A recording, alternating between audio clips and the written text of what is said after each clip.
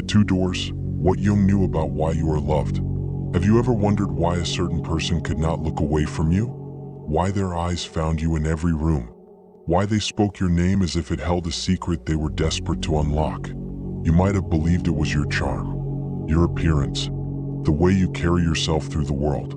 But Carl Jung understood something most will never see, that when someone falls in love with you, they are not falling in love with you at all. They are falling into an ancient chamber within themselves, a room that has been locked for years. And you, without knowing it, without choosing it, have become the key.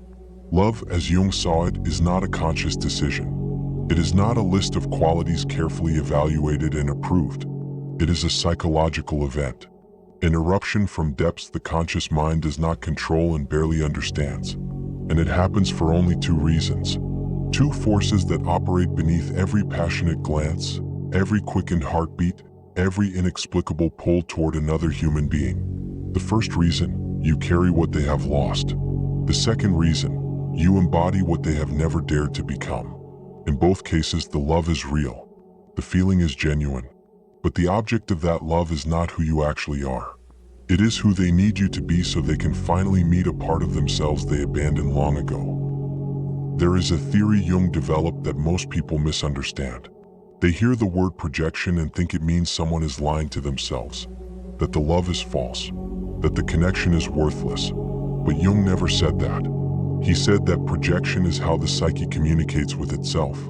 It is how the unconscious reveals what has been buried, what has been denied, what has been waiting in the dark to be reclaimed. When someone looks at you and feels something stir, something they cannot explain, something that feels like recognition even though you are a stranger, they are not seeing you. They are seeing through you, to a fragment of themselves they lost, to a quality they were forced to abandon, to a part of their soul that was deemed unacceptable by the world they grew up in and so was locked away in the basement of their awareness. And now, standing before them, you have become the living representation of that lost piece. Perhaps you are spontaneous, and they spent their entire childhood learning to be controlled. Perhaps you are vulnerable, and they were taught that softness was weakness. Perhaps you speak your truth without apology, and they have spent decades swallowing theirs. Whatever it is, you carry it openly, and they, without conscious awareness, are magnetized by it. Because the psyche always seeks wholeness. It always moves toward integration. And when it sees in another person what it has disowned in itself, it reaches, it pulls, it falls. This is the first reason people fall in love with you. You represent what they have exiled from themselves. And the feeling is overwhelming, because it is not just attraction. It is homecoming. It is the soul recognizing a part of itself it thought was gone forever, now walking toward it in human form. But here is what they do not know, and what you must understand. The love they feel is not for you. It is for the piece of themselves they see reflected in you. And as long as that piece remains unconscious, as long as they do not reclaim it, integrate it, make it their own, the love will remain fragile. Because the moment you stop being the perfect reflection, the moment your humanity disrupts their projection, the love begins to crack. Jung spent years studying what he called the contrasexual archetype. In men, he called it the anima, the inner feminine. In women, he called it the animus, the inner masculine. But these are not just theoretical constructs. They are living psychological realities. Inner figures that shape how we see the world, how we relate to others, how we experience desire. Every person carries within them an image of the opposite. Not an image based on biology or culture, but on the psyche's own architecture. An internal figure formed from early relationships, from experiences of care or absence, from the collective myths and symbols we inherit simply by being human. And this inner figure is not passive. It is active. It seeks. It searches. It scans every face, every presence, every potential connection, looking for someone who matches its shape. When that match is found, the reaction is immediate, visceral, undeniable. This is the second reason people fall in love with you. You resemble the inner figure they have been carrying all along. You do not have to be perfect. You do not have to be flawless. You simply have to echo, in tone, in energy, in some invisible resonance, the image they hold in the hidden chambers of their psyche. And when that resonance is felt, it does not feel like meeting someone new. feels like remembering, like finding something that was always supposed to be there. Jung called this the phenomenon of the soul image being projected onto another. And it is one of the most powerful forces in human connection. Because when someone sees you and their inner figure awakens, they do not experience you as a separate person making a choice to be with them. They experience you as destiny, as fate, as the one they have been unconsciously searching for their entire life. But again, this is not about you. It is about the map they carry inside. A map drawn long before they met you. And you, by accident or design, happen to fit the coordinates. There is a danger in all of this that Jung was careful to name. He called it the inflation of the beloved. When someone falls in love with you for these unconscious reasons, they do not see your flaws. They do not notice your contradictions. They do not perceive your ordinariness. Instead, they elevate you. They make you more than human. They place you on a pedestal built from their own projections, and from that height, you are expected to fulfill an impossible role. You are supposed to complete them, to heal them, to be the answer to a question they have been asking since childhood. And you cannot be that. No one can. Because the truth is, the part of themselves they see in you, that lost quality, that inner figure, can only be integrated by them. It can only be reclaimed through their own inner work, their own descent into the unconscious, their own willingness to face what they have been avoiding. But most people do not know this.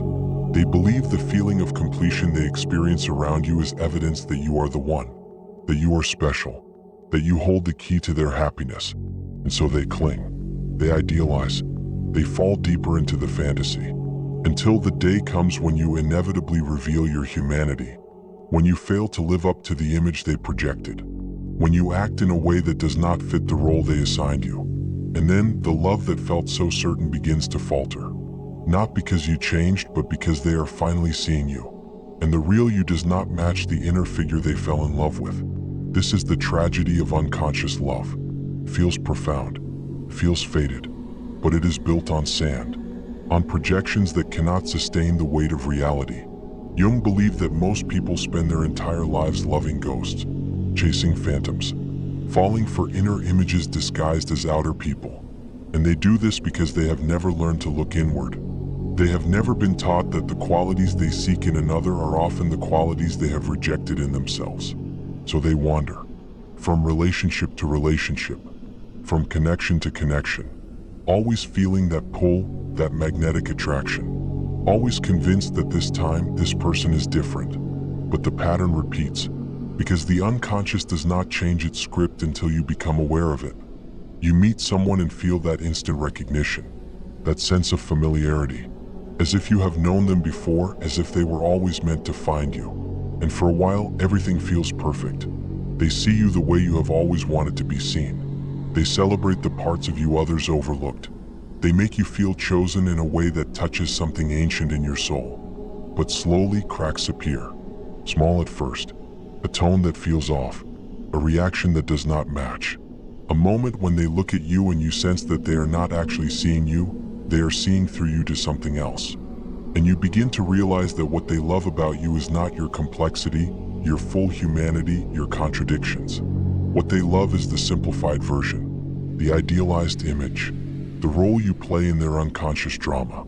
This is when the relationship begins to shift, because you are not just a symbol. You are a person, with needs, with wounds, with parts of yourself that do not fit neatly into anyone's projection. And the more you reveal your actual self, the more uncomfortable they become. Because their unconscious was not looking for a real person. It was looking for a missing piece. And you, in your wholeness, are too complex to be just a piece. But there is another side to this. A deeper truth Jung wanted us to understand. The same process that creates unconscious attraction can also become the doorway to transformation. And this is essential, if the person is willing to wake up to what is happening. Because when you fall in love with someone and begin to notice the projection, when you start to see that what you adore in them is actually something you have disowned in yourself, you are standing at a threshold. You can continue the pattern. You can leave that person and find another who will carry the same projection.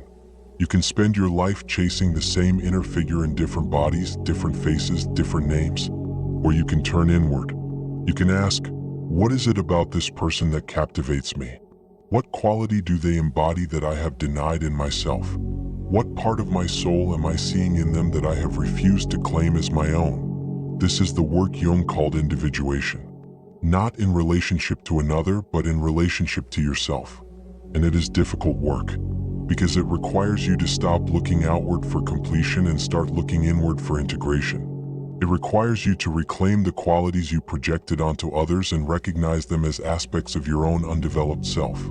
If you have always been drawn to people who are bold and fearless, perhaps the unconscious is telling you that your own courage has been suppressed. If you fall for those who are gentle and nurturing, perhaps you have exiled your own softness and now see it only in others. The person you love is not the solution. They are the signal. A message from your own psyche, delivered in human form, telling you what needs to be integrated. Jung also understood that this process is not just individual, it is relational. Because when two people come together, both carrying projections, both seeing in the other what they have lost in themselves, something alchemical can happen. If both are willing to do the work, if both can recognize the projections and begin to withdraw them, the relationship transforms. It stops being about need and becomes about choice. It stops being about completion and becomes about companionship. Two whole people standing side by side, no longer requiring the other to carry what they refuse to carry themselves. This is rare, because it requires a level of self-awareness that most people never reach.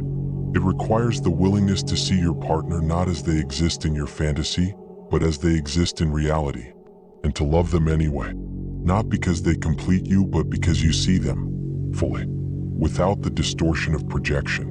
And this kind of love, though quieter, though less dramatic, is far more enduring, because it is built on truth rather than illusion. But to reach this place, you must first understand why they fell in love with you, and more importantly, why you fell in love with them. Was it because of who they actually are? Or was it because of what they represented in your inner world? There is something else Jung observed that we must address. He noticed that people often fall in love at very specific moments in their lives. Not randomly, not by chance, but when the psyche is ready for a particular kind of growth. You meet someone just after a loss, just after a transition, just when you are questioning who you are and what you want. And that person seems to appear like an answer, like a sign, like proof that the universe is guiding you towards something meaningful. But Jung would say, be careful, because the psyche uses relationships as catalysts, not as destinations. The person you meet in that moment of transition is often carrying the exact energy your unconscious needs to activate the next phase of your development. They are not the goal, they are the trigger. Sometimes the relationship lasts. Sometimes it serves its purpose and naturally dissolves. And both outcomes are valid. Both are part of the soul's journey toward wholeness. The mistake is believing that every powerful connection is meant to be permanent. That every person who awakens something in you is meant to stay. Some people enter your life to break something open, to shatter an old pattern, to force you to see what you have been avoiding. And once that work is done, the magnetism fades. Not because the love was false, but because the unconscious has moved on. The lesson has been learned. The projection has been withdrawn. This does not diminish what was felt. It does not make the connection any less real. It simply means that the psyche was using that relationship as a vehicle for growth, and the journey has reached its natural end. So when someone falls in love with you, they are not really falling in love with you. They are falling into an encounter with their own soul. And you are the mirror, the doorway, the living symbol of what they need to reclaim or become. This is not a burden. It is not something you must manage or control. It simply is a natural function of how the psyche works, how it seeks, how it evolves. But knowing this changes everything. It changes how you receive love, how you interpret attraction, how you understand the intensity of someone's feelings toward you. You stop taking it personally when they idealize you because you understand they are not seeing you, they are seeing an inner figure. And you stop taking it personally when they become disillusioned because you understand their disillusionment is not about your failure, it is about the collapse of their projection. You remain grounded in your own reality, neither inflated by their adoration nor diminished by their disappointment. Because you know the truth, You are not responsible for being the answer to someone else's unconscious longing. You are only responsible for being yourself. There is a question that arises from all of this, a question Jung himself grappled with throughout his work. If love is projection, if attraction is the unconscious seeking what it has lost, then is genuine love even possible? Can two people ever truly see each other? Or are we all just wandering through a hall of mirrors, forever falling in love with our own reflections disguised as other people? Jung's answer was both sobering and hopeful. He believed that unconscious love, love built purely on projection, is the starting point for most relationships. It is how the psyche draws us toward the people who will catalyze our growth. But it is not the end point. True love, mature love, what Jung might call conscious love, begins only when the projections start to fall away. When you see the person standing before you not as the carrier of your inner image, but as a separate being with their own depths, their own wounds, their own journey. This transition is painful, because it means releasing the fantasy. It means accepting that this person will not complete you, will not heal your childhood wounds, will not become the idealized figure your unconscious created. But in that release, something more real becomes possible. A love that is not based on need but on recognition. Not on what the other person can give you, but on who they actually are. And this kind of love requires something most people are not prepared to offer: the willingness to see and be seen without defense. Jung observed that relationships often move through predictable stages. The first stage is enchantment. You meet someone and everything about them seems perfect. Their flaws are invisible. Their contradictions are charming. You cannot imagine ever being bored by them or disappointed in them. This is the projection phase. Your unconscious has found a match for the inner image, and the feeling is intoxicating. It feels like destiny because, psychologically, it is. Your psyche has orchestrated this meeting to force you to confront something you have been avoiding. But then the second stage arrives: disillusionment. The real person begins to emerge. They say something that does not fit the image. They act in a way that contradicts your expectations. The perfection cracks, and underneath it, you find a flawed, complicated human being. This is when most relationships end, because people interpret disillusionment as evidence that they chose wrong, that this person was not the one after all. And so they leave, seeking the next person who will restore the enchantment. But Jung would say that disillusionment is not the end of love. It is the beginning of real love. Because only when the projection falls away can you actually see the person. And only when you see them can you choose them, not because they fulfill your unconscious needs, but because you genuinely value who they are. The third stage, if you are willing to enter it, is conscious relationship. This is where both people recognize the projections, withdraw them, and begin to relate not as images but as souls. This stage is quieter, less dramatic. It does not have the intensity of the projection phase because it is not fueled by unconscious need. But it has something far more valuable. It has truth. And truth, though less exciting than fantasy, is the only foundation that can sustain a relationship over time. But let us return to you, to the person listening to these words and wondering what this means for how you are loved. If people fall in love with you for these two reasons, because you carry what they have lost or because you embody their inner figure, then what does that say about your worth? About whether you are truly seen? Jung would tell you this: your worth is not determined by someone else's projection. You are not more valuable because someone idealizes you. You are not less valuable because someone becomes disillusioned. Your value exists independent of how you are perceived, independent of whether you match someone's inner image or activate their unconscious longing. But here is what you must also understand: you are doing the same thing. Every person you have ever been drawn to, every connection that felt electric and inevitable, every relationship that consumed you, all of it was shaped by your own unconscious projections. You were not falling in love with who they were. You were falling in love with what they represented, with the part of yourself you saw reflected in them, with the inner figure they resembled. And this is not something to be ashamed of. It is simply how the psyche works. It is the mechanism through which we are drawn toward growth, toward integration, toward becoming whole. The question is not whether you project. Everyone does. The question is whether you become aware of it, because awareness changes everything. When you recognize your own projections, You stop blaming the other person for not living up to your expectations. You stop abandoning relationships the moment they become difficult. You stop chasing the same pattern in different people. Instead, you turn inward. You ask, what am I seeking in this person that I have not yet claimed in myself? What quality do I need to develop rather than search for in another? And slowly, your relationships begin to change. Not because you find better people, but because you stop needing them to be more than human. Jung also spoke about something he called the Jungian, the sacred union. Not just the union of two people, but the union of opposites within the self. He believed that the ultimate goal of psychological development is not to find your other half, but to become whole within yourself. To integrate the masculine and feminine, the light and shadow, the conscious and unconscious. And ironically, this integration often happens through relationship, because relationship forces you to confront your projections. It brings the unconscious to the surface. It makes visible what you have been carrying invisibly.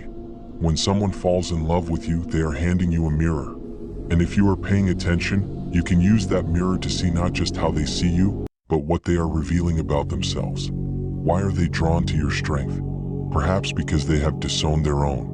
Why do they idealize your vulnerability? Perhaps because they cannot access their own. Why do they resent your independence? Perhaps because they fear their own. Every reaction, every projection, every moment of attraction or repulsion is information. A clue about what is happening in the unconscious. And the more you learn to read these clues, in others and in yourself, the more you begin to see relationships not as random events but as psychological processes. Structured, meaningful, purposeful.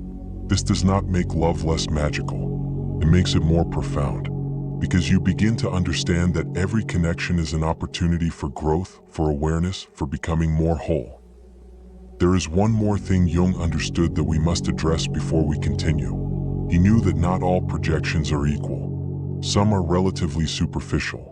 You see a quality in someone that you mildly admire but could easily find in others. But some projections are deep, archetypal. These are the ones that feel like fate, like soul recognition, like a meeting that was written in the stars. When someone falls in love with you in this way, when their entire psyche seems to reorganize around your presence, it is because you have activated something profound in their unconscious. Not just a missing quality, but an archetypal pattern. Perhaps you represent the great mother, nurturing, containing, offering a sense of home they have never felt. Perhaps you embody the wise elder, offering guidance, clarity, a sense of direction in their chaos. Perhaps you are the shadow figure, wild, free, living the life they have been too afraid to claim. These archetypal projections are the most powerful and the most dangerous because they are not just about you as an individual. They are about you as a symbol of something much larger. And when someone loves you in this way, they are not really loving you. They are loving the archetype. And no human being can sustain an archetypal role indefinitely. Eventually, you will fail to be the perfect mother, the perfect guide, the perfect rebel. You will reveal your humanity. And when you do, the projection will shatter with tremendous force. This is why relationships built on archetypal projection often end in devastating disappointment. Because the fall from archetype to human is steep. And the person who idealized you will feel betrayed, not by anything you did, but by the fact that you are not a god. So what do you do with this knowledge?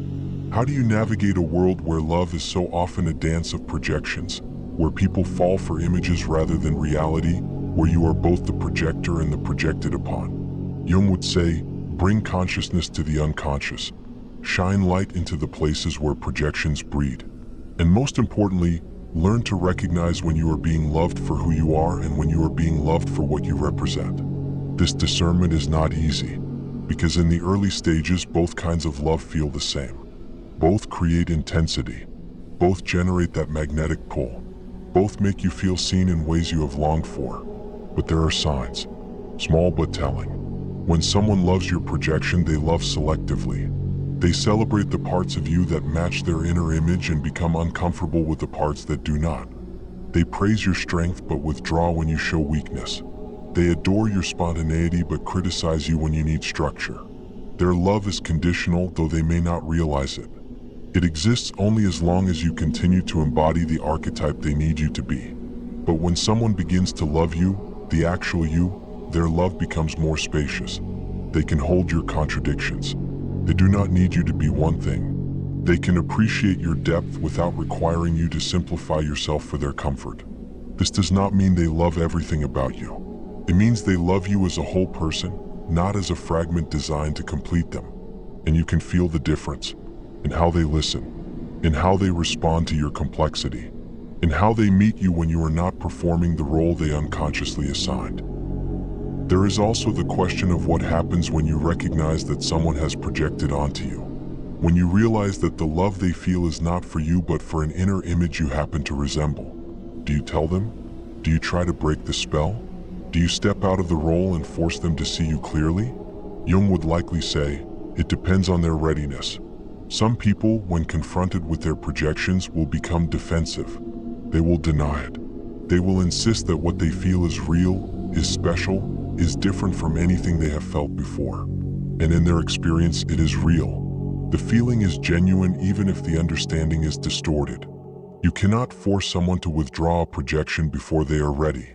The unconscious operates on its own timeline, and sometimes the most compassionate thing you can do is simply remain human. To gently, consistently reveal your full self, the parts that fit their image and the parts that do not, and allow them to come to their own realization. Some will wake up. They will see the projection, recognize it, and begin the work of integration. And if this happens, the relationship has a chance to transform into something real. Others will not wake up. They will leave, seeking another person to carry the projection. And this is not failure. It is simply where they are in their journey. You cannot be responsible for someone else's psychological development. You can only be responsible for your own honesty, for showing up as you are without pretense and allowing them to decide if the real you is someone they can love. Jung believed that midlife often brings a crisis of projection. This is when people who have spent decades in relationships built on unconscious needs suddenly wake up and realize they do not know the person they have been living with. The projection has sustained them for years, but now it is failing. The inner image no longer matches the outer reality, and they are left with a choice: see the actual person and learn to love them, or leave in search of a new projection. This is why so many relationships end in midlife. Not because people change, but because the projections that held the relationship together finally dissolve. And in the aftermath, there is grief. Not just for the relationship, but for the illusion. For the fantasy of who the other person was supposed to be. For the dreams that were built on a foundation of unconscious need rather than conscious choice. But there is also opportunity.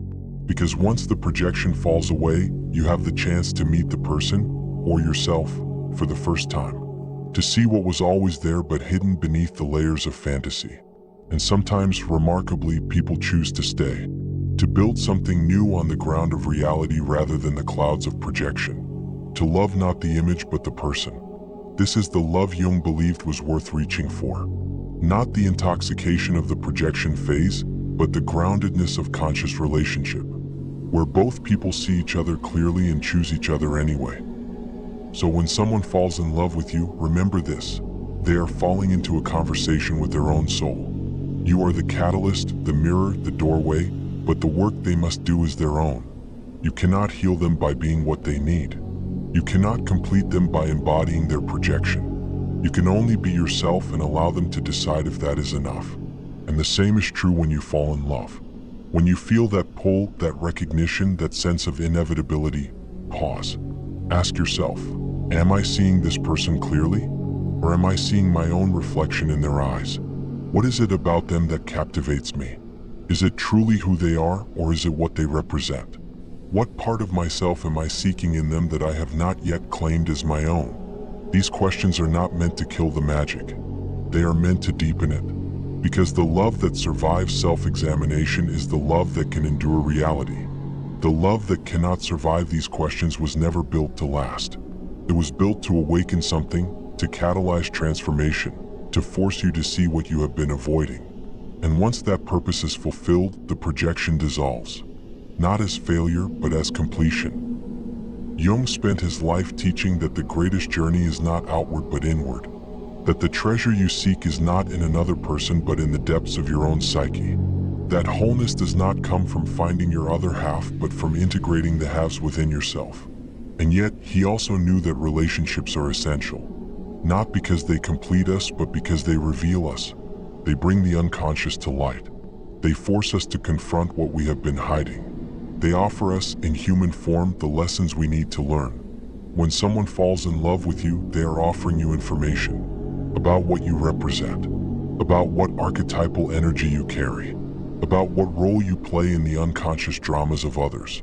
And when you fall in love, you are receiving information about what you have disowned, about what you long to become, about what your psyche is trying to integrate. The relationship itself, whether it lasts or ends, is not the point. The point is the consciousness it generates, the awareness it awakens, the growth it catalyzes. This is what Jung meant when he said that the meeting of two personalities is like the contact of two chemical substances.